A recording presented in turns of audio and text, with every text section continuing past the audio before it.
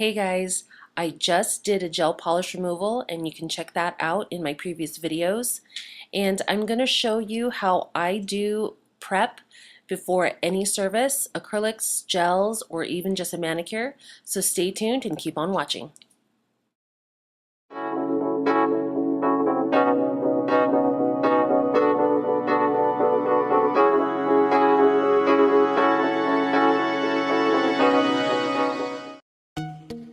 Okay guys, so I am starting off by filing my client's nail. She likes a very square nail, so I am keeping the file very straight to the free edge, not tilting it up or down, so she gets a very nice straight, very square nail. I am using a Zebra 180 file.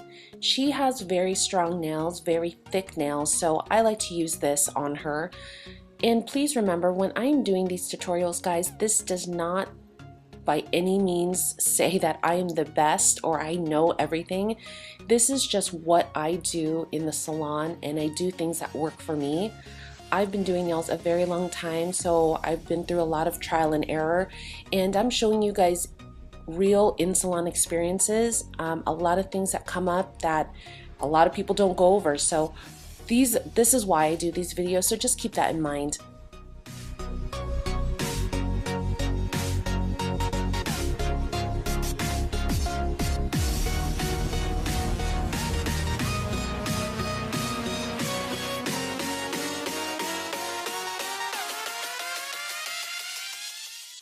Okay, I am starting by doing a dry manicure, and what that means is I am not using any kind of cuticle softener. If you do have a client with very stubborn cuticles and eponychium, then I would suggest to use that. So when you are pushing back the cuticles, you want to check the sidewalls all the way down to the eponychium. As the nail grows out, the eponychium is attached to the nail plate, which leaves cuticle on your nail plate. Cuticle and eponychium are very confused to be the same thing. A lot of people don't know the difference.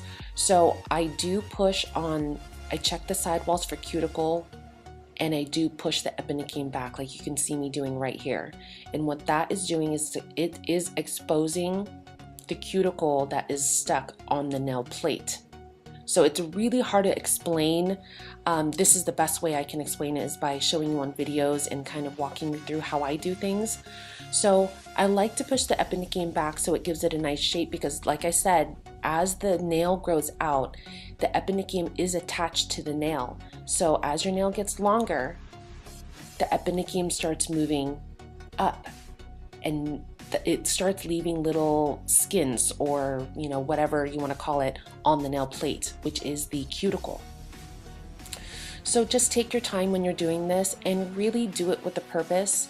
Don't just go through the motions, because this is probably one of the most important steps before any kind of enhancement service. So just really take your time and go, do it with a purpose.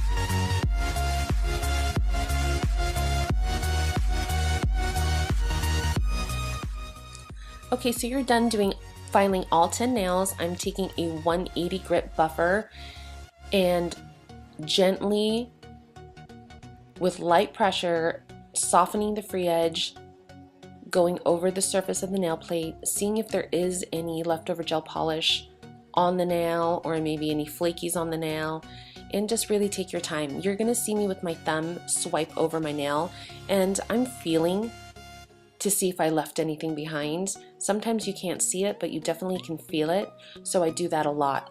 Another little tip is I like to hold my buffer parallel to the sidewalls And that corner of the buffer is going to get in the sidewalls and get any cuticle that might have been stuck in there and it's just hard to get out. You've scraped and scraped, and so it really helps with that.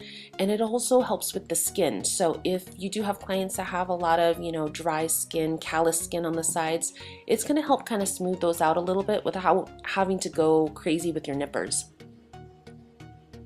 So take your time during this step. It's a very important step in the prep process, and do it with a purpose. Like with every step that you're doing it with a purpose.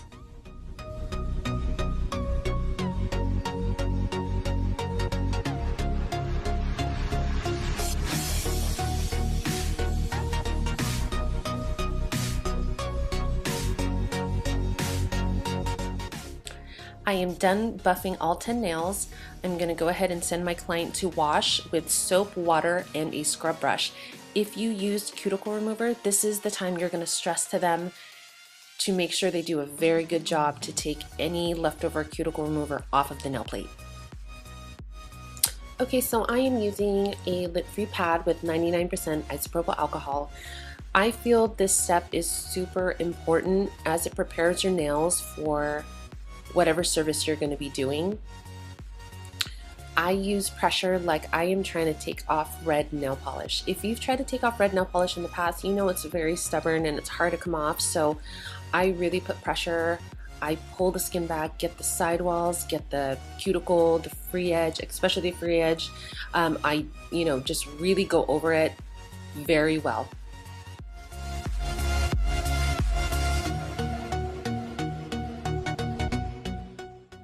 Okay, so the fun part, yay, the nipping. Okay, so I am not a nip happy person, so I do my nipping in stages. I will nip any cuticle or dead skin that is in the way of my service. So anything that's going to affect how I apply my gel polish or how I apply my acrylic, I'm gonna nip that now. I save some nipping towards the end, and I only nip what has to be nipped. So for example, if I'm doing an acrylic service, I would just nip what's around the nail plate. Do my service, at the very end, I will nip if there's anything left. The reason why is because I do a lot of hand filing for my acrylic services.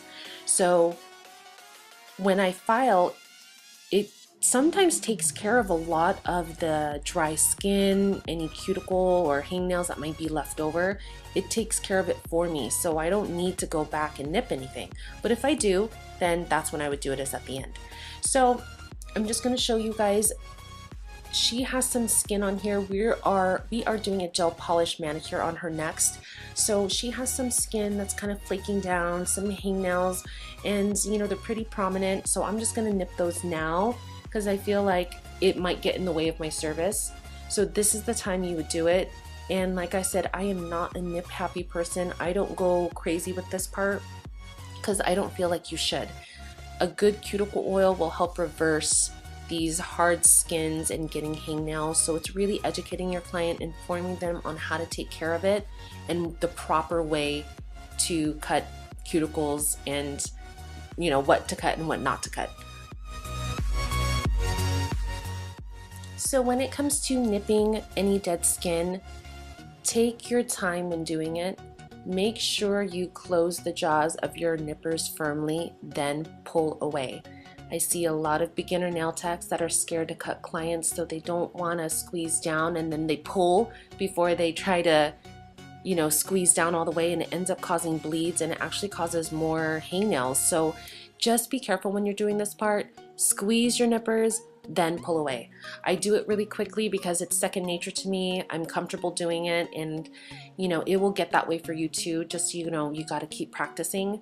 So now I'm just getting alcohol on a pad again, and I am cleansing the nail again. This part is super important. Cleansing the nail is super important for my services. So just take your time, go through the steps, do everything with a purpose. And now my client is ready for a gel polish manicure. That video will be up shortly, so stay tuned for that. Thanks for watching, guys. I really appreciate every single one of you.